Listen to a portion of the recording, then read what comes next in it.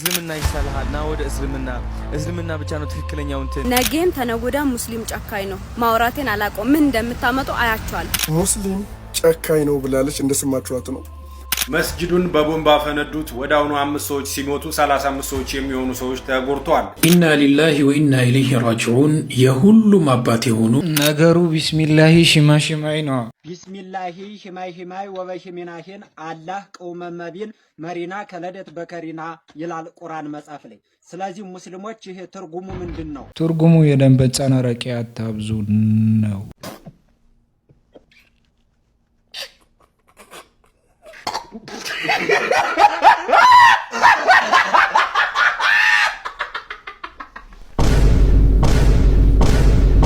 How many times this come to each other together ስንት ሞት ነው ቆይ እኔን የገጠመው ስንት ሞት ነው የምሞተው እኔ ሞት ለኔ ስንት ሞት ነው እኔ ጋር የገጠመው እኔ እምላችሁ በዚህን ሰዓት የሰርጌ ቀን ብቀር ምን ችግር አለው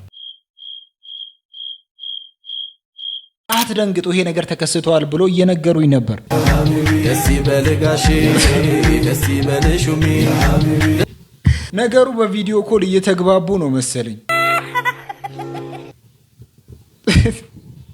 ይቻላል አይቻልም ነው ጥያቄው ሰርጊ ቀን እሷ እንደዚህ ከምትተኛ ሻሂዮ አያ ብቀር ምን ችግር አለው ነው አሁን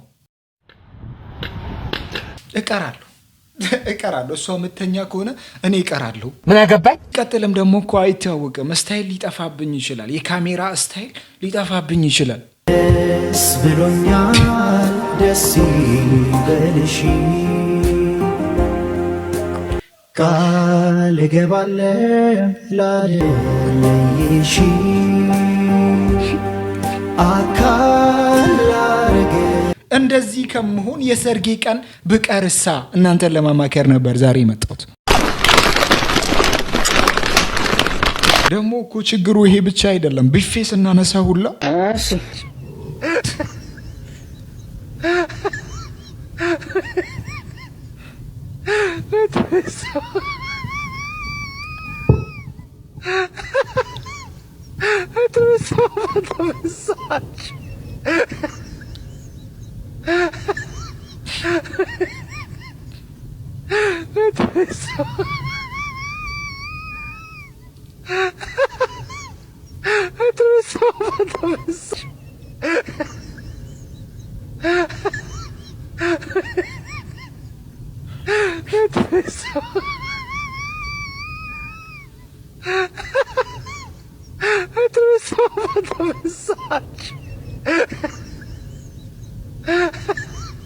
እንደዚህ ከምጨመራለቅ የሰርጊ ቀን ብቀርሳ ለማለት ነበር እናንተን ለማማከር ነበር የናንተን ሐሳብ በኮሜንት ስር መስጠታችሁን እንዳትረሱ ሰላሙ አለይኩም ወራህመቱላሂ ወበረካቱ እንዴት ናችሁ ሁሉ ሰላም ሁሉ መልካም ሁሉ ፒስ ሁሉ ሸጋ አልহামዱሊላህ ሳምንታችሁ ምን ይመስላል ስራ ትምህርት እንዴት እየሄደላችሁ ሁሉ ሰላም ይጣ ሁሉ መልካም ይጣ ይሄንን ቪዲዮ ስትመለከቱ ሁሉ ላይክ ምግባራ አይትረሲው ወደ ዛሬ ቪዲዮአችን ከመሄዳችን በፊት ትዳር ላይ ያለው ትልቁ ችግር ምን እንደሆነ ታውቃላችሁ ባንክ ገብቶ ከዘረፈ በኋላ ፖሊሶቹን ቁጭ ብሎ ይጠብቃቸዋል ለምን እንደሆነ ላስረዳችሁ እንዳልኳችሁ ባንክ ይዘርፋል ከዘረፈም በኋላ ፖሊሶቹ እስኪመጡ ድረስ ቁጭ ብሎ ይጠብቃቸዋል ፖሊሶቹም ይዘውት በመገረም ለምንድነው ግን እንደዚህ ያረከው ብሎ ይጠይቁት ከሚስቴ ጭቅጭቅና ንትርክ ብታሰር ይሻለኛል ብሎ ይነግራቸዋል እናም የሚያስቆውና የሚያስገርመው ነገር እዚህ ጋር ነው ፖሊሶቹ እስር ቤት አልከተቱትም ተመልሶ አመጡትና ቤቱ ከሚስቱ ጋር 6 ወር ከቤት ሲያወጣ ጊዜ እንዲያሳልፍ ፈርደውበታል ማለት ነው ይሄን ምን ይባላል አሁን ተነስተህ ከጨርገ ብራጋግጥ ፍርድ ምን ትሉታላችሁ በኮሜንት ደግሞ አሳውቁኝ እናንተ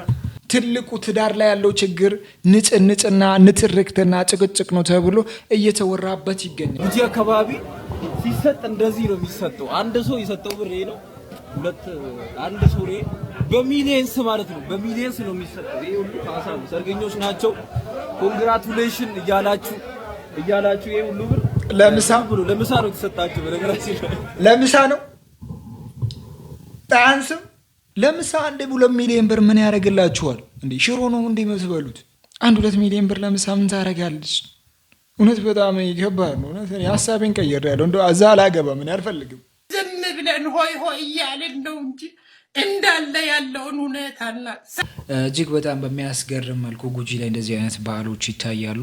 እኛ ጋም ይሄ ነገር መናፈስ አለበት። በተለይ ደግሞ በእኛ መጀመር አለበት። በእኔና በአንቺ ቢጀምር ምን ይመስልሻል?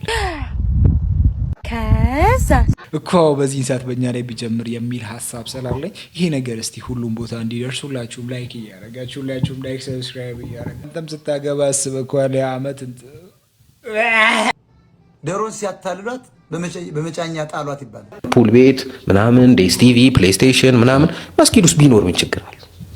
ማለት ሰፋፊ ግቢ ያላቸው መስጊዶች እነዚህ ነገር ቢያርጉትና ይሄ ልጅ እየተናገረው እንዳለው ከሆነ መስጊድ ውስጥ ፕሌይስቴሽን ፑሎች ቢገቡ ምን ችግር አለው ብሎ እያወራ ነው። ይሄንን ነገር በብዙ አንግል አይቶ ሰዎች በደንብ እያወሩበት ነው የሚገኘው። እሱ ለማለት የፈለገው የራሱ የሆነ አካሄድ አለው። እናንተ ሁላችሁም በተለያየ ማህበረሰብ ውስጥ ነው ያደጋችሁት። በተለይ ደግሞ ዱርዬ የሚባሉ አይነት ልጆች አሉ። እነዛ ልጆች ለመስገድ እያሰቡ የሆነ ነገር ለማድረግ እያሰቡ ሰዓት ይሄድባቸዋል። ለምሳሌ ፕሌይስቴሽን ቤት ፑል ቤት ቁጭ ብለው ሰዓት ሊሄድባቸው ስለሚችል እንደዚህ አይነት ነገሮች ውስጥ በመስጊድ ግቢ ውስጥ ቢኖሩ ለመስጊዱም ገቢ ይሆናል። ሲቀጥልም ደግሞ እዛው መስጊድ ውስጥ ገብቶ ለመስገድ ይሆናል እያለ ነበር። ይሄ ነገር ደግሞ ብዙዎቹን እያጨቃጨቀ ነው። ይሆናል አይሆንም የሚለው እንዴት ሊሆን ይችላል ተብሎ እየተወራበት ስቴዲየም ሁላ በአንዳንድ መስጊድ ውስጥ ይታያሉ። እንደዚህ አይነት ቁሳቁሶች እንደዚህ አይነት ነገሮች ደግሞ ከኢባዳ ጋር ትልቅ ችግር ይፈጥራሉ ብሎ ሁለት ቦታ ተከፋፍለው እያወሩ ያሉ አለ። እኔ ግን ይሄንን ነገር በኩሬ አልደግፍም። መስጊድ ውስጥ መኖር ያለበት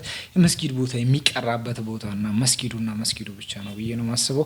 እንዲህ የጫወታ ነገሮች ሰዎችን ለመያዝ መሞከር፣ ሰዎች መምጣት ከቻሉ ይምጡ፣ ካልመጡ ምንም ማድረግ አይቻልም። በተቻለ መጠን ሰዎች ላይ ለመስራት መሞከር እንጂ ጭንቅላታቸው ላይ ለመስራት መሞከር እንጂ ማታለል ተገቢ ነው ብዬ አላስብም። ሰጋጅ የምትላቸው ኡስታዞች የአንድ ወር ሙስሊሞች መምጣት ጀምረዋል ምናምን የሚባለው ጨዋታ በጣም ከምጠላው ጨዋታ ውስጥ የሆነ ከምጠላቸው ወሬዎች አንዱ ነው። ገብቷል? የአንድ ወር ሙስሊሞች መምጣት ጀምረዋል፣ መስጊዱ እየሞላ ነው ምናምን አይነት ጨዋታ። ረመዳንም ደግሞ ደርሷል። ረመዳንም ደርሷል። በዚህ አጋጣሚ እና ረመዳን የለውጥ ምክንያት ቢሆንስ? አሁን እኔ በረመዳን መስጊድ ገባዋ። ይሄ አሁን እየመጣ ያለው ረመዳን የኔ የመለወጥ በቃ ምክንያቱ መንስኤ ሰበብ ቢሆንስ? ከዛ ደግሞ አንተ እስካሁን ስንት ረመዳኖችን አይተሃል? እንደዛ የምትለው ሰውዬ እስካሁን ባያቸው ረመዳኖች ውስጥ ሰርተው ባጣቀው ነው ኸይር ስራ። እነዚህ በረመዳን ውስጥ አንዳንድ ሰዎች ብቅ ሲሉ እነዛ ሰዎች ላይ ለማሾፍ እነዛ ሰዎች ላይ የሆኑ ነገሮችን ለማውራት ሁላችንም እንደምንፈልግ እናውቃለን። እቺን ንግግር እየተቃወመ ነበር። የውስጥ የነበረችን የራሱ እቺን ንግግር ለመቃወም አሮጊቷና ወጣቱ ፍቅረኛሞች ዓለምን ጉድ እያስባሉ ይገኛሉ። የ36 ዓመቱ መሐመድና የ85 ዓመቱ አዛውንት አይሪስ የፍቅር ታሪክ ዓለምን ጉድ እያስባለም ይገኛል። ከዛሬ 7 ዓመት በፊት በፌስቡክ በተጀመረ ፍቅር የ36 ዓመቱ ግብፃዊ መሐመድና የ85 ዓመቷ እንግሊዛዊቷ አይሪስ ዓለምን ያስገረመ ትዳር መሰረቱም። ብዙዎች አይሪስን ሰውየው ለገንዘብ ብሎ ነው የቀረበሽ ቢሏትም እሷ ግን አይደለም ብላ በሙሉ ልቧ ወደ ግብጽ በመጓዝ መሐመድን ታገባዋለች። እናም ዛሬ ላይ ህጋዊ ባለቤቱ በመሆን አሁን ከውድ ባለቤቱ አይሪስ ጋር በእንግሊዝ ለንደን እየኖረ የሚገኝ ሲሆን የእንግሊዝ ዜግነትም ማግኘቱ ተሰምቷል። መሐመድ የ85 ዓመቷ አዛውንት አይሪስ ሙሉ ለሙሉ የሀብቷ ወራሽ እንደሆነም ተነግሮለታል። የመሐመድ ውሳኔ በጥቅም ላይ የተመሰረተ አይመስለኝም። መሐመድ ይህንን ነገር የወሰነው እንግዲህ አይቶ አስቦበት እስከሆነ ድረስ ንጹህ ፍቅር እድሜን አይገድብም። ንጹህ ፍቅር ከለርን አይገድብም። ንጹህ ፍቅር ሀብትን አይገድብም። ንጹህ ፍቅር እንደዚህ አይነት ነገሮችን ስለማይመለከት ንጹህ ፍቅርን ፈልጎ ይመስላል እንደኔ አስተሳሰብ። Are you serious right now, bro? ሰራቱን እሱ ነው ማየው። ሰላም ዛሬ ከማን ጋር? ቆይ እኔ የምላችሁ ከላይ ሂጃብ አድርጎ ከስር ሱሪ ማድረግ ተፈቀደ እንዴ ልላችሁ ነበር። የመጀመሪያ ጥያቄ ይሄ ነበር። ማን ነው ይቻላል ያላችሁ? ይቻላል ያለው ማን ነው? ይሄንን ነገር ብቻ መልሱልኝ። በብዛት እየተመለከትኩ ስለሆነ ይሄ ነገር በጣም እየበዛ ነው። ይሄ ነገር ትውልድ ላይ እየተላለፈ ነው። በተለይ ደግሞ ሚዲያ ላይ ሲሆን ፓወር አለው። ልጆች የሆነ ነገርን ለማድረግ እየፈሩ ከሆነ እንደዚህ አይነት ነገርን ሲመለከቱ ቀጥታ ያደርጋሉ። ሙስሊሞች ናቸው እንደዚህ የሚያደርጉት። እንዴት ነው ግን ትላልቅ ዳዒዎች፣ እንዴት ነው ግን ትላልቅ የሆኑ ነገሮችን የሚያስተምሩ ሰዎች እንዴት ነው ዝም ያሉት? እንደዚህ አይነት ነገር እነዚህ ናቸው። ቀጣይ ትውልድ ይሄንን ነገር አይቶ ነው የሚነሳው። ቀጣይ ትውልድ እጅግ በጣም ሚዲያን ይጠቀም። እኔ ብዙ ጊዜ የምጠይቀው ስለ ትዳር ነውና የወደፊት የትዳር አጋርሽ ምን አይነት ወንድ ቢሆን ትመኛለሽ? ያው ማለት ይሄ ሲጀመር ለጥያቄ የሚቀርብ አይደለም። አንድ ሙስሊም የሆነች አማኝ ሴት ለወደፊት የትዳር አጋሯ የምትመኘው ምን አይነት ወንድ ነው ብለሽ ብትጠይቂ የአብዛኛው ሴት ምላሽ ኢማኑ ላይ መጀመሪያ መሰረት ሊሆን የሚችለው ኢማኑ ነው፣ ዲኑ ነው፣ ሰላቱ ነው፣ አቋሙ ነው። በዋነኝነት ሰኔ ማለት ኢማኑን ዲኑን እኔን ያከብረኛል ወይ ቤተሰቤን ያከብራል ወይ የሚለው ነው ማለት። ስለዚህ በዋነኝነት ኢማኑን ሰላቱን እሱ ነው ማለት። ያው ሶላት የማይሰግድ ከሆነ ኢማን ከሌለው አታገቢም ማለት ነው። ጭራሽ ምን ጥያቄ አለው? አሪፍ ምርጫ ነው። አላህ ይወፍቅሽ። አመሰግናለሁ። እሺ ምርጫሽ በጣም እጅግ በጣም ደስ የሚል ነገር ነው። እስቲ እቺ ልጅ ደግሞ ትምከርልን። ያቺ ልጅ እኔ ዛሬ ለአንድ መልእክት ነው የመጣሁት። ይሄ ሙስሊም ለሆኑ ለሁሉም ህጻናት እንዴ ሼርና ኮፒ ሊንክ እንዳረሱ አንተ ትምህርት ቤት ያላችሁ ሙስሊሞች ምንድነው ሂጃባችሁን ጸጉራችሁ በሚያምር ጊዜ ታውልቁታላችሁ፣ የተንጨባረረ ሲሆን ታደርጉታላችሁ። ጸጉር ቢያምርም ባያምርም ሂጃብ ሁሉ ቀን ይደረጋል። መስጊድ ስትሄዱ ብቻ ራሱ ሂጃባችሁን ታደርጉታላችሁ። ከመስጊድ ወጣ ስትሉ ታውልቁታላችሁ። መዝናኛ ቦታ ታውልቁታላችሁ፣ ታደርጉታላችሁ። በቃ ምንድነው ማለት መስጊድ ብቻ ሲሆን ሳይሆን ሁሉም ቦታ መዝናኛም ይሁን መጫወቻም ይሁን አክስታችሁ ጋር አያታችሁ ጋር የትም ቦታ ብትሄዱ ሂጃባችሁን ታደርጉታላችሁ እንጂ አታወጡ። ሀይበለ ራስ አርጎታል። አሁን ስቀልዳችሁ ነው፣ ግን ሂጃባችሁ መቼም እንዳታውልቁት። አይ አንቺ በጣም ነው የምታስፈልጊን። እውነት ቶሎ ብለሽ ደቂ እስቲ። እንደዚህ ሚዲያ ላይ እኮ አስቸገሩን። እስቲ በገዛ አፍሽ እስቲ እነዛንም ከሪልን። ሱሪ በሂጃብ የሚያደርጉ ሰዎችንም ይሁን ነገር በይልን። እንዲህ ደከመን እኮ አንቺ እያለሽ አንቺ እኮ ብትከተፊ 4 ዳይ ትወጫለሽ። ሙስሊም ጨካኝ ነው ብዬ በሰራሁት ቪዲዮ ማለት ብዙዎቻችሁን ታጫጫላችሁ። ነገም ተነጎዳ ሙስሊም ጨካኝ ነው ማውራቴን አላቆም ምን እንደምታመጡ አያችኋል። ሙስሊም ጨካኝ ነው ብላለች፣ እንደሰማችኋት ነው። እና ሙስሊም ከሆናችሁ ይሄን ቪዲዮ በደንብ አድርጋችሁ ኮፒ ሊንክ ሼር እያደረጋችሁ ለዚህ ደንቆሮ ማይብ አድርሱልኝ። ምክንያቱም ሙስሊም ያጣን አብላ ጎረቤትን አክብር፣ ሌላኛው እምነት አክብረህ ኑር። ነገር ግን ደግሞ ከሌላው እምነት ከተነካካ ወንጀል ነው ብሎ የሚያስተምር ሃይማኖት ነው። በዚህ ልክ እስልምና ለምንድን ነው ግን የምትፈሩት? የምሬ ነው የምላችሁ። ዝም ብሎ በስም ብቻ ምንም ነገር ሳታውቁ ስለ እስልምና ሳታነቡ ስለ እስልምና ምንም አይነት ጭብጥ ሀሳብ ሳይኖራችሁ ከመሬት ተነስታችሁ እስልምና ገዳይ ነው፣ እስልምና እንደዚህ ነው፣ እስልምና እንደዚህ ነው የምትሉ ሰዎች በጣም ነው የሚደብረው ማለት ነው። ምክንያቱም በእምነታችሁ ኮንፊደንስ እንዳሌላችሁ ነው የሚያሳየው። ቆይ ከማድረሳችን በፊት ንግግሩን ማጣራት እንዳለብን ተረዳውትና እስቲ ልጅቷ ምን እንዳለሽ ሙሉውን እንስማ ብዬ እየፈለኩ ነበር ቪዲዮን። ከዛ አጋጣሚ ያገኘውና እስቲ ሙሉ ቪዲዮ የምትለው እንስማ። ሙስሊም ጨካኝ ነው ብዬ በሰራሁት ቪዲዮ ማለት ብዙዎቻችሁን ታጫጫላችሁ። ነገም ተነጎዳ ሙስሊም ጨካኝ ነው ማውራቴን አላቆም ምን እንደምታመጡ አያችኋል። እንደ ሙስሊም ጨካኝ ያለ ሲጀመር የተመሰከረለት እኮ ነው። ማን ነው ጨካኝ ቢባል ሙስሊም በጭካኔ የሚታወቅ ህዝብ ነው። በቃ አመናችሁ ወደዳችሁም ጣላችሁም መቀበል አለባችሁ። ለምን እንደሆነ ታውቃላችሁ? እስቲ የማን የሙስሊም ሴት ነች ፈጣሪ የሰጠውን ገላዋን በራቁት የምትሄዱ? የለም በቃ ጨክናችሁ ነው ልጆቻችሁን ስነ ስርዓት የምታስይዙት። እስቲ የትኛው ሴት ነች እውነት በሙስሊም ውስጥ ጸጉራን እንዲያሳይች የምትሄዱ? ቂጥቂጧን ነው የምትበሱት። እግዚአብሔርን ኑሩልን። እናንተ ባትኖሩ ያለን ሰዎች ማለት ነው ራቁታችን ለጥጠናል። እና ነገም ተነጎዳም አወራለሁ። ምን አሽቃበጥሽ ካላችሁ ገና አሽቃብጣለሁ። ለእውነት ማሽቃበጥ ማለት ነው ምን ኖርማል ነው። እንንጣጣ ቢላሁን እንዝናና ብላችሁ እኔ ቶልቶላውላ። አሁንም ነገም ሙስሊም ጨካኝ ነው። ሀሳቧ ሌላ ነገርን ለማስተላለፍ ነበረ። የኛ ሰዎች ደግሞ ቆርጦ ወሬ የሚፈልጉ ወሬ የሚፈጥሩ ወይም ደግሞ የቪው ጥቅምን ያማከሉ ነገሮችን ፈልገው እንደፈለጉ እያደረጉ ነበር። ይህንን ነገር ለማጣራት ስሞክር ደግሞ ነገሩ ሌላ ነገር ሆኖ አገኘሁት። 10 ሰዓት ላይ ከደምቢ ዶሎ የሚነሳ ባስ ከስር ብረት ላይ በመንጠልጠል የተጓዘው የ10 ዓመት ታዳጊ አስገራሚ ሁኔታ ሆኖ ታይቷል። ዛሬ አመሻሹን የሰማነው ዜና እጅግ ያስገርማል። ይህ የምትመለከቱት የ10 ዓመት ታዳጊ ከደምቢ ዶሎ በመነሳት ከመኪና ስር ላይ ብረት ላይ በመንጠልጠል ማለት ነው 600 ኪሎ ሜትር በላይ ተንጠልጥሎ እንደተጓዘ የተነገረ ሲሆን ሆለታ አካባቢ ላይ ለየት ያለ ድምፅ የሰሙ ተሳፋሪዎች መኪናው እንዲቆም በማስደረግ ሹፌሩና ረዳቱ በሚያጣሩበት ሰዓት ላይ ህፃን ልጁ ብረት ላይ ተንጠልጥሎ 600 ኪሎ ሜትር ገደማ ተጉዞ እንደመጣ ማወቅ ተችሏል። በዚህም መሰረት ልጁን ወደ ባሱ በማሳፈር 645 ኪሎ ሜትር በጠቅላላ ተጉዞ ብቻውን ወደ አዲስ አበባ የገባ ሲሆን ለአስኮ ፖሊስ ጣቢያ እንደተረከበ ማወቅ ተችሏል። ሰዎች ይህን ዜና አይታችኋል። ከደምቢዶሎ አዲስ አበባ 600 ኪሎ ሜትር መኪና ከስር የሆነ ብረት ላይ ተንጠልጥሎ የ10 ዓመት ህፃን ነውና አዲስ አበባ ደርሷል፣ ምንም ሳይጎዳ ማለት ነው። እና በጣም የሚገርም ዜና ነው። በምንም አይነት መንገድ ይሄን ልጅ በሰላም መድረሱን ማስረዳት ራሱ አችሉ ማለት 600 ኪሎ ሜትር ማለት ምን ያክል ሰዓት እንደሚፈጅ ይታወቃል። በዛ ላይ ደግሞ ከመኪና ስር ተንጠልጥሎ ነው እንጂ የሆነ ተኝቶ ምናምን አይደለም የመጣው። እና በምን አይነት መንገድ እንደደረሰ ራሱ ኤክስፕሌን ለማድረግ በጣም ከባድ ነው። ልጁ ምንም ሳይጎዳ ለአስኮ ፖሊስ ጣቢያ ተሰጥቷልና ልጆችን እግዚአብሔር ነው የሚጠብቀው የሚባለው ነገር በጣም እውነት ነው። ግን ሁሌም ሾፌሮች እባካችሁ መኪና ከማስነሳታችሁ በፊት በተለይ ትልልቅ መኪና ያላችሁ ሰዎች ከስር ቼክ ብታደርጉ ይመረጣል።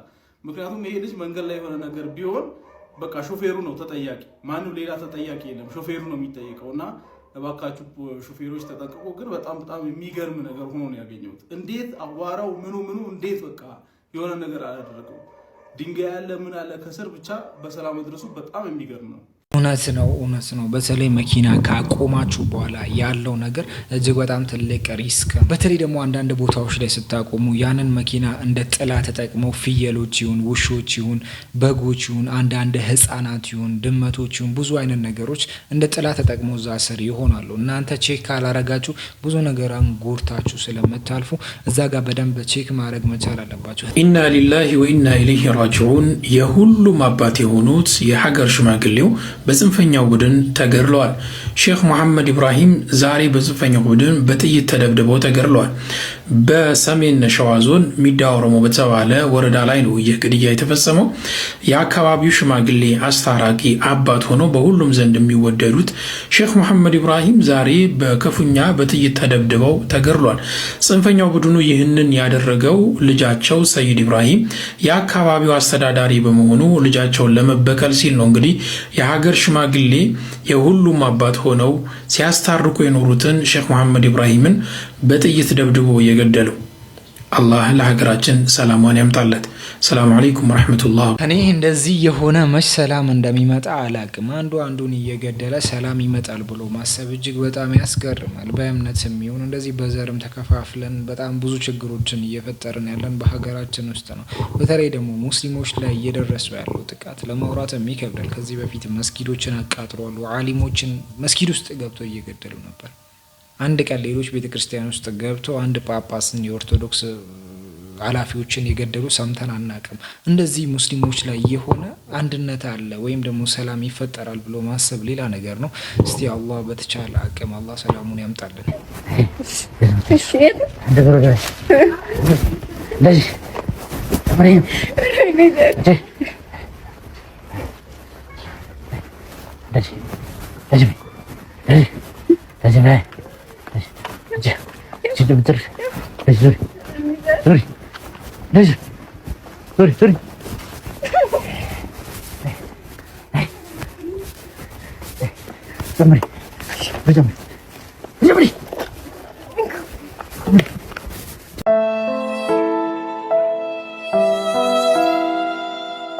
እሺ እንቀጥላለን። መስጂዱን በቦምብ አፈነዱት። ወዲያውኑ 5 ሰዎች ሲሞቱ 35 ሰዎች የሚሆኑ ሰዎች ተጎድተዋል። የመግሪብ ሶላት እየሰገዱ በነበረበት ሰዓት ነው ሁኔታው የተፈጠረው። በሰሜን ምስራቅ ናይጄሪያ ዋና ከተማ በሆነችው በቦርኖ ስቴት ሲሆን እንግዲህ በተደረገ የሽብር ጥቃት ነው። ፖሊሶች አሁን ላይ እንዳሳወቁት ከሆነ ድርጊቱ የአጥፍቶ ጠፊ ሊሆን ይችላል እያሉ ነው። እንደ ምክንያት ያነሱት ደግሞ የተቆራረጡ የጃኬት ምስሎችን ስላገኙ ነው። እንግዲህ አሁን ላይ ይህ ጥቃት የአጥፍቶ ጠፊ ሊሆን ይችላል ሲሉ ተናግረዋል። ምንም አይነት ቡድን አሁን ላይ ኃላፊነቱን አልወሰደም። ነገር ግን በዚህ በሰሜን ምስራቅ ናይጄሪያ የተለያዩ አክራሪና አሸባሪ ቡድኖች በጣም ይንቀሳቀሱበታል። በተለይ ቦኮ ሃራም በዚህ ቦታ የተለያዩ የገበያ ማዕከላትንና መስጂዶች ላይ የተለያዩ ጥቃቶች በማድረግ ይታወቃሉ። እናም ከሰሞኑ በዚህ በናይጄሪያ በተከሰተው የሽብር ጥቃት ሙስሊም ምዕመናን መሞታቸውና መጎዳታቸው አሁን ላይ ብዙዎች እየተቃወሙት ይገኛሉ።